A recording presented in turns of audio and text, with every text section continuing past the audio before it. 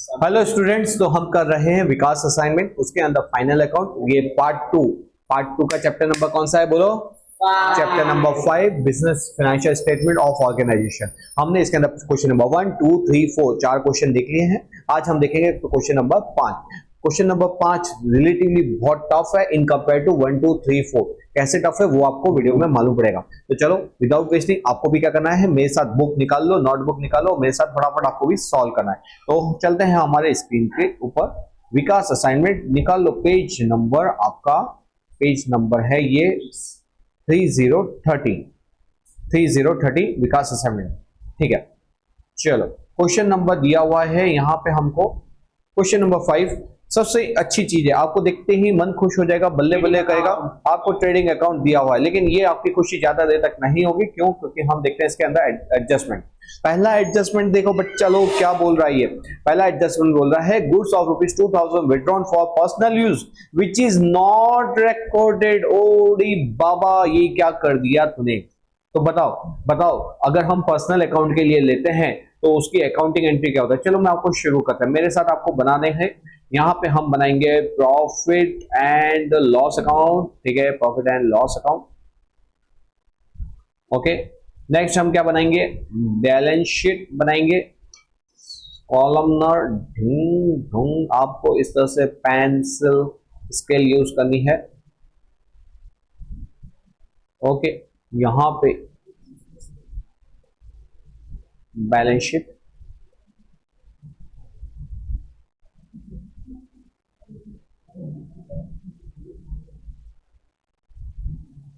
Balance sheet हुई।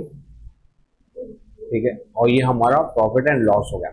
अब देखो बेटा, यहाँ पे मेन इंपॉर्टेंट चीज क्या है। मैं ना इसको, आप है ना इसको दो तरीके से कर सकते हैं। आप इसको वर्किंग नोट फॉर कैलकुलेटिंग, क्या working note for calculating revised gross profit, उसके रूप में हम इसकी एक वर्किंग नोट बनाएंगे। मेरे ऊपर पूरा फोकस रखना, क्योंकि ये क्वेश्चन बहुत ज्यादा डिफिकल्ट है और एग्जाम में ये आपके अगर आ गया तो समझना आपको 11 में से 11 लाने में बहुत प्रॉब्लम होगी। अगर पूरा फोकस रखोगे तो क्वेश्चन समझ में आएगा। चलो, यहाँ पे सबसे पहले हमको ग्रॉस प्रॉफिट कितना दिया हुआ है? 1,90,000 दिया हुआ है। तो हम चलते हैं, ग्रॉस प्रॉफिट कितना दिया हुआ है बोलो? 1,90,000। ठीक है, 1,90,000 है। ओके, नेक्स्ट आ जाओ। अब बोल रहा है कि goods of ₹2,000 withdrawn for personal use. क्या है? पर्सनल यूज के लिए गुड्स लिया हुआ है। एक मिनट। ओके, तो हम हमारा क्वेश्चन शुरू करते हैं। क्वेश्चन में क्या बोला हुआ है? Goods of ₹2,000 withdrawal for personal use. बेटा विच इज नॉट रिकॉर्डेड, सबसे पहले इसकी एंट्री बोलो। गुड्स अगर पर्सनल यूज के लिए हो तो इसकी एंट्री क्या होगी? Drawing account debit to purchase account. बताओ, ड्रॉइंग डेबिट हो रहा है मतलब क्या होगा? ड्रॉइंग में ऐड हो जाएगा। हाँ जी। और परचेज में क्या होगा? परचेज के अंदर प्लस करेंगे, माइनस करेंगे, माइनस करेंगे। सबसे पहले हम एक काम करते हैं, कैपिटल ड्राइंग देखो, कैपिटल और ड्राइंग का बैलेंस फटाफट बोलो मेरे को कितना दिया हुआ है। पहले कैपिटल का बोलो, कैपिटल का बैलेंस 2,40,000 और ड्राइंग कितना दिया हुआ है? 14,000। ड्राइंग को करेंगे माइनस, ड्राइंग 14,000।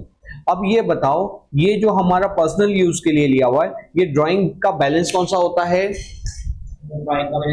डेबिट। और यहाँ पे ड्राइंग क्या हो रहा है? डेबिट। तो क्या करेंगे? प्लस करेंगे। कितना है अमाउंट? 2,000। तो यहाँ पे प्लस ड्राइंग, ठीक है, एडिशनल ड्राइंग 2,000 यहाँ पे प्लस कर देंगे। ठीक है, और अच्छा यहाँ पे कैपिटल में से तो माइनस करते हैं, तो यहाँ पे ये आएगा ब्रैकेट में इस तरह से। अब परचेज के अंदर क्या हुआ? परचेज का बैलेंस क्या होता है? परचेज का बैलेंस होता है डेबिट, और यहाँ पे हम क्या कर रहे हैं? क्रेडिट। तो ये परचेज में से माइनस, लेकिन रुको, ट्रेडिंग अकाउंट तो हमको दिया हुआ है। अब आप मेरे को सोच समझ के बोलना कि यहाँ पे ग्रॉस प्रॉफिट दिया हुआ है। अब यहाँ पे हम क्या करते हैं, देखो, अगर हम जीपी, अगर यहाँ पे ट्रेडिंग अकाउंट निकालते, कौन सा अकाउंट निकालते? ट्रेडिंग अकाउंट निकालते, तो यहाँ पे हम किस तरह से बताते? जीपी इस तरह से दिखाते, कितना? 1,90,000। हाँ जी। और ये परचेस में से क्या करते हैं? परचेस तो हमको दिया नहीं है, परचेस में से क्या करते हैं? माइनस करते हैं। क्या माइनस करते हैं? ड्राइंग। कितना आता? माइनस, कितना आएगा? -2,000। तो हम अगर डेबिट में माइनस कर रहे हैं, इन शॉर्ट हम क्या कर रहे हैं, हमारा प्रॉफिट क्या हो जाएगा, बढ़ जाएगा। तो आप इसको ऐसे भी तो लिख सकते हो, प्लस ड्रॉइंग। तो मैं आपको दोनों तरीके से बता रहा हूं ताकि आप कंफ्यूज ना हो। या तो आप क्या करो, अपने डेबिट को माइनस कर रहे हो, या तो आप उसको क्रेडिट में भी तो लिख सकते हो, मतलब आपका प्रॉफिट क्या होगा, बढ़ जाएगा 2000 से। ठीक है, फुल फोकस यहाँ पे रखना बच्चा लोग। अनपेड कैरेज इनवर्ड, सर यहाँ पे वापस से गड़बड़ कर दी। अरे ये गड़बड़ नहीं की, ये सेंसर सही है।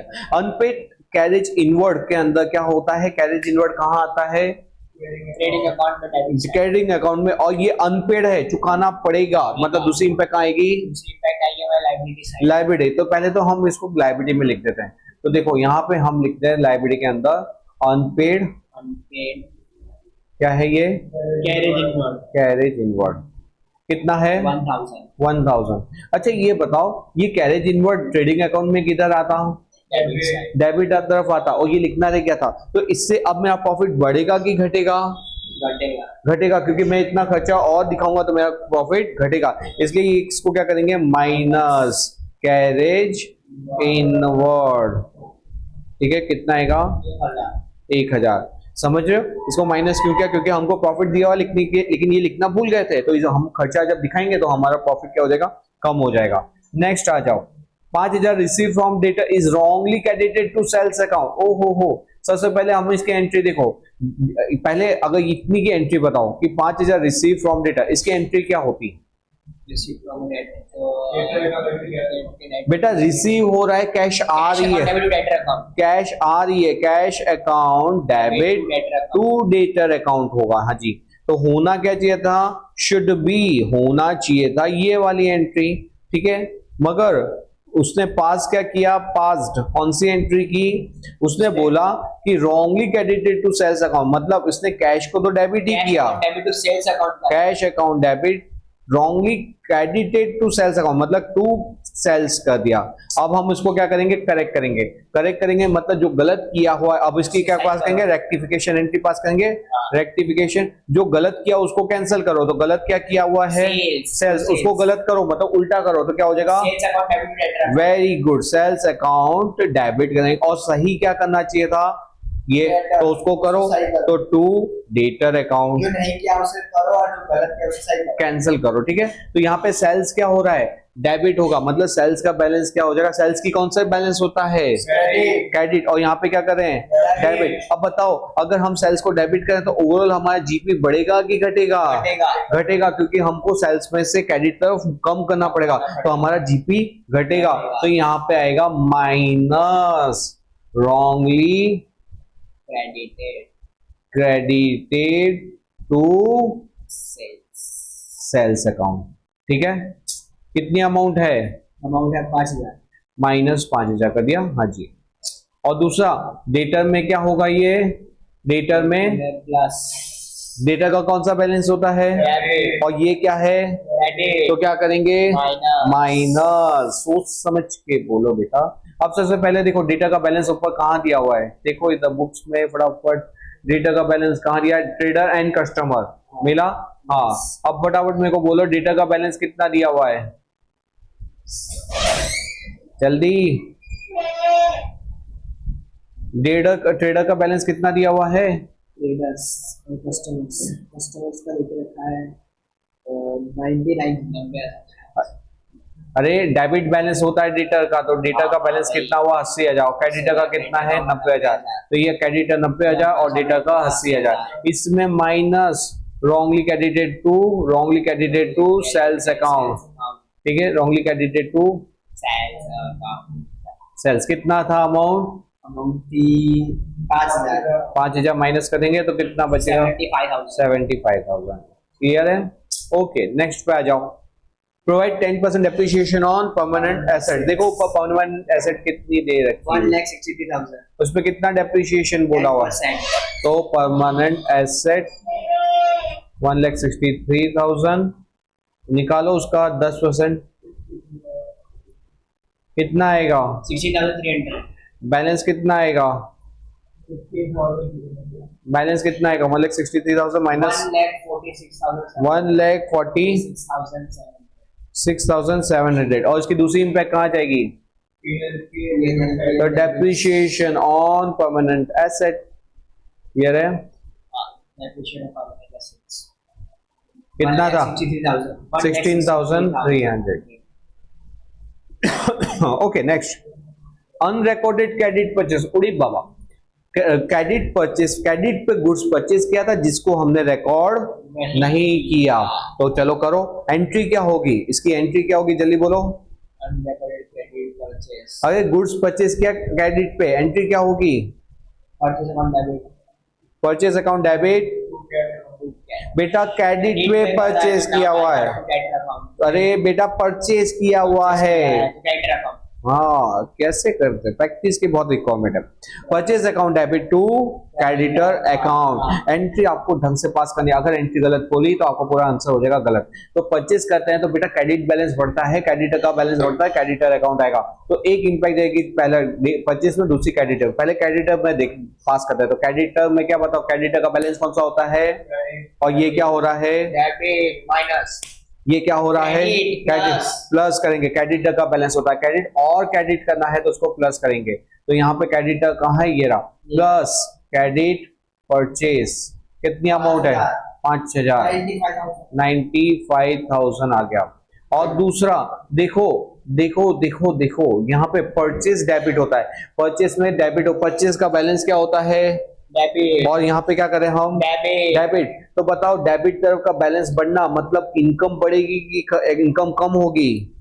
इनकम बढ़ेगी बेटा। इनकम का बैलेंस होता है क्रेडिट, और आप अगर डेबिट में बढ़ा रहे हो इसका मतलब अपने खर्चे को बढ़ा रहे हो, इसका मतलब आपकी इनकम घटेगी, कम होगी। मतलब यहाँ पे बताओ जीपी, रिवाइज जीपी में क्या इंपैक्ट आएगा?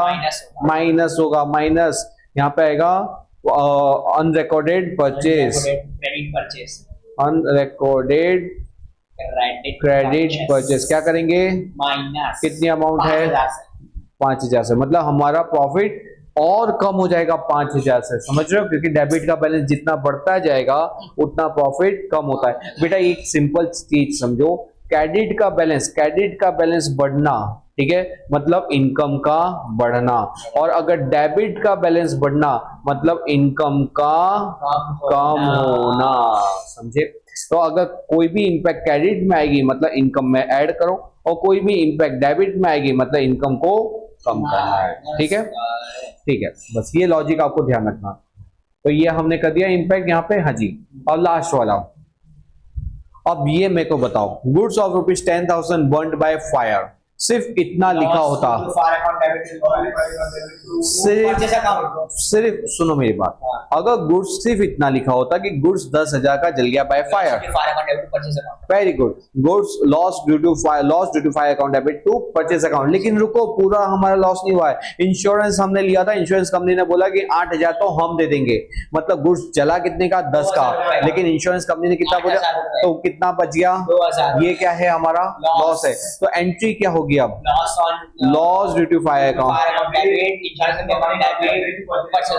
Insurance company account debit, short में लिख रहा हूँ 8,000 टू परचेस अकाउंट, ठीक है, 10,000। Very good. अब देखो एक एक इंपैक्ट पढ़ते हैं। ये 2,000 की इंपैक्ट कहाँ जाएगी? 2,000 की इंपैक्ट जाएगी हमारे एक्सपेंस साइड। एक्सपेंस कौन से एक्सपेंस? तो देखो यहाँ पे हम क्या करेंगे, P&L अकाउंट के एक्सपेंस तरफ लिखेंगे। ओके, यहाँ पे हम P&L के एक्सपेंस तरफ लिखेंगे, डेबिट तरफ लिखेंगे, और 2,000, 2 मिनट लेट, हाँ चलो आ जाओ। P&L के कहाँ पे देखो, इंश्योरेंस आपको देखो यहाँ पे loss due to fire, loss due to fire कितनी अमाउंट है? 2,000 लिख दी। इंश्योरेंस कंपनी ने कितना बोला? 8,000। वो क्या हुई? वो हमारी एसेट्स हुई, क्योंकि इंश्योरेंस कंपनी इतना हमको देगी। इंश्योरेंस कंपनी कितना आएगा? 8,000। और क्योंकि परचेज का कौन सा बैलेंस होता है? डेबिट। और यहाँ पे हम क्या कर रहे हैं? क्रेडिट। क्रेडिट करने से बताओ डेबिट का बैलेंस बढ़ेगा कि डेबिट का बैलेंस कम होगा? बैलेंस बढ़ेगा। बेटा डेबिट, ये बताओ परचेस का डेबिट बैलेंस होता है, हाँ जी, और हम परचेस को क्या कर रहे हैं, क्रेडिट कम होगा। तो परचेस का बैलेंस कम कम होगा। अगर डेबिट तरफ कम हो रहा है, इनडायरेक्टली हमारा प्रॉफिट बढ़ेगा कि घटेगा? घटेगा। बेटा हमारा डेबिट का बैलेंस कम हो रहा है, मतलब प्रॉफिट बढ़ेगा कि घटेगा? डेबिट का बैलेंस कम हो रहा है तो प्रॉफिट बढ़ेगा। प्रॉफिट बढ़ेगा। याद रखना, मैंने अभी आपको बताया था, अगर डेबिट तरफ खर्चा जितना बढ़ाओगे उतना इनकम कम होती है, लेकिन जितना डेबिट कम करोगे उतनी इनकम बढ़ेगी। तो यहाँ पे हम परचेस को क्या कर रहे हैं, क्रेडिट, मतलब हम डेबिट को कम कर रहे हैं, तो इनकम बढ़ेगी। तो हमको यहाँ पे क्या करना पड़ेगा, प्लस करेंगे क्या, यहाँ पे करेंगे लॉस ड्यू टू फायर।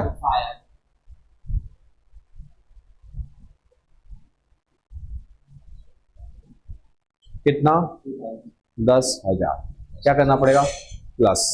ठीक है, अगर आपको नहीं मालूम पड़े आप इसको ट्रेडिंग अकाउंट में बना देना, तो क्या होगा, आपका यहाँ पे परचेज का बैलेंस माइनस में घुसता जाएगा। माइनस में घुसना मतलब कि क्या होता है, प्रॉफिट का बढ़ना होता है। ओके, तो बस ये 10,000 आ गया। नेक्स्ट वाला एडजस्टमेंट, ये इसकी सारी इंपैक्ट दे दी हमने तीन, हाँ जी, तो ये सारे एडजस्टमेंट हमारे हो गए फिनिश, खलास, टाटा बाय बाय। चलो अब आ जाओ फटाफट, आप ऊपर से शुरू करते हैं। ट्रेडिंग अकाउंट तो हमने लिख दिया, कैपिटल ड्राइंग लिख दिया, परमानेंट एसेट, ऑफिस एक्सपेंस। हाँ, एंड बैड डेट रिजर्व। तो देखो ऑफिस एक्सपेंस आएगा प्रॉफिट एंड लॉस अकाउंट में डेबिट साइड। तो यहाँ पे आ जाएगा ऑफिस एक्सपेंस, कितनी अमाउंट है, 26,000। ठीक है, और कैश एंड बैंक। अरे क्रेडिट में कुछ दिया हुआ है क्या, हाँ बैंक है, बैड डेट रिजर्व। कहाँ लिखेंगे, बैड डेट रिजर्व आएंगे credit side, bad debt reserve कहाँ लिखेंगे, क्रेडिट साइड है तो इसमें इस तरह साइड लिखेंगे। देखो वैसे तो बेटा नियम क्या होता है, बैड डेट रिजर्व अगर होता है तो हम टाट का नियम लगाते हैं, ठीक है, लेकिन क्योंकि किंतु परंतु यहाँ पे हमको बैड डेट नहीं दिया हुआ है, इसलिए हम क्या करेंगे, उसको बैड डेटा में से माइनस कर देने का, क्या करने का, डेटा में से माइनस कर देने का। वैसे टाट के नियम के हिसाब से ये आ जाता है, बैड डेट में से माइनस होता क्यों, लेकिन किंतु परंतु हमको ये नहीं दिया हुआ, इसलिए हम उसको डेटा में से माइनस करेंगे। तो minus bad debt reserve, BDR कितना है, 5,000, ये माइनस करेंगे कितना आएगा, 70,000। ठीक है, और नेक्स्ट आइटम बोलो, कैश एंड बैंक। कैश आएगा एसेट्स में, बैंक आएगा लायबिलिटी में। बैंक कैश का बैलेंस और बैंक का बैलेंस डेबिट कितना, बैंक ओडी है, कितना है अमाउंट, बैंक का है 8,000 8,000, और कैश का है 5,000। ठीक है, ये हो गया हमारा 8,000। आगे बोलो, कैश का 5,000 है, लिख, कैश 5 है, ओके, 5,000 है, बैंक में 8,000। 5,000, ओके, और यहाँ पे 8,000। नेक्स्ट बोलो, रेंट, वो बताओ, डेबिट बैलेंस है, तो फिर यहाँ पे डेबिट, तो यहाँ पे रेंट कितना आएगा, 6,000। नेक्स्ट बोलो, इंश्योरेंस बताओ कहाँ जाएगा, इंश्योरेंस आएगा डेबिट बैलेंस इसमें, एक्सपेंस में। कितनी अमाउंट आएगा, इंश्योरेंस में अमाउंट आएगी 12,000। Next item, unpaid office expense, outstanding liability side. Very good, कौन सा बैलेंस दिया हुआ है, क्रेडिट है, तो ये हमारा लायबिलिटी में जाएगा। तो यहाँ पे unpaid office expense 1,000, unpaid office expense 1,000। Next बोलो, सैलरी और वेजेस। सैलरी वेजेस कहाँ जाएगा, सैलरी का डेबिट और वेजेस करेंगे, तो सैलरी कितना आएगा, और सैलरी का आएगा 80,000। 80,000 सैलरी का, और क्रेडिट बैलेंस दिया हुआ है क्या, हाँ वेजेस का, वेजेस देखो यहाँ पे सैलरी और वेजेस सर एक साथ में लेंगे। बेटा एक ही तो बैलेंस दिया हुआ है, 1,20,000, ढंग से बोलो क्या कर रहे हो, 1,20,000।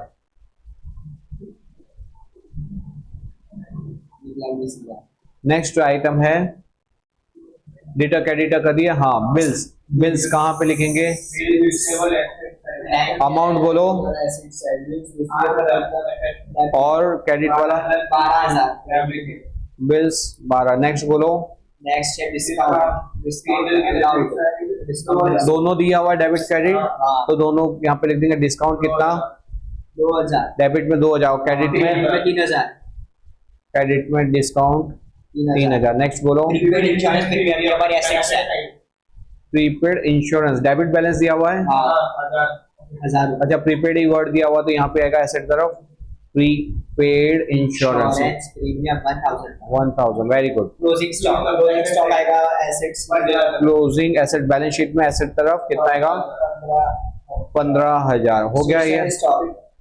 अभी भी दिया हुआ है क्या बताओ, वेरी गुड। अब बहुत सारे बच्चे इसमें गड़बड़ करते हैं, वो स्टेशनरी को खर्चा लिखते हैं लेकिन स्टेशनरी स्टॉक है, तो यहाँ पे स्टेशनरी का स्टॉक 1000, डिस्ट्रीब्यूशन एक्सपेंस ये आएगा तो यहाँ पे selling and distribution expense, selling and distribution expense कितना है 90,000, यहाँ पे लिख दिया हमने 90। आगे बोलो, हो गया।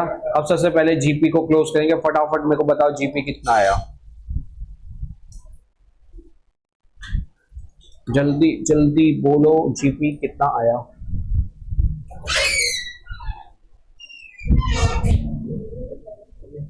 मैं मोबाइल देता हूँ ना 2 मिनट, अभी मेरा मोबाइल से शेयर हो रही है तो फिर ये ले लूँ 2 मिनट।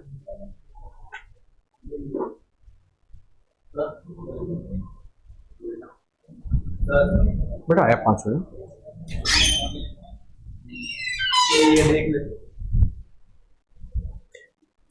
ओके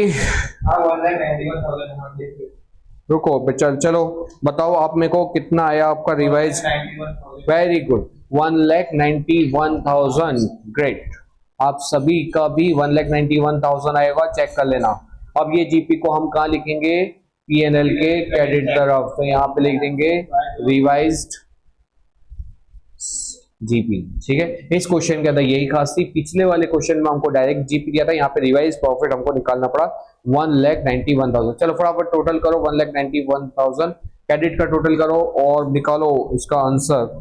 किसका करेंगे? चलो डेबिट का करो पहले, डेबिट का 16,300 प्लस 16,300, 2,000, 26,000, 6,000,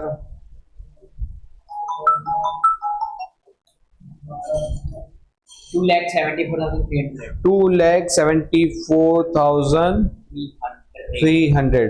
चलो क्रेडिट का टोटल, क्योंकि क्रेडिट में लगी गया था कि यहाँ पे लॉस आएगा, क्रेडिट में बताओ नेट लॉस कितना है, 2,74,300 नेट लॉस। 80,300 वेरी गुड, चलो 80,300 आपके भी आ चुका होगा 80,300।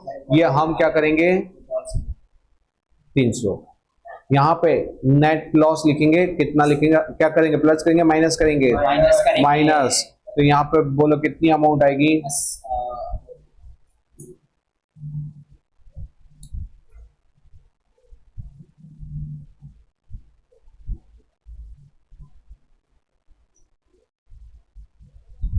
5,760 नहीं कहाँ से आया, 2,40,000 माइनस 14,000 माइनस 2,000 माइनस 80,300, जल्दी बोलो। 1,43,700 सॉरी 1,43,700 1,43,700 ओके। और टोटल कितना हुआ बैलेंस शीट का वो देखो, ठीक है सर 9,000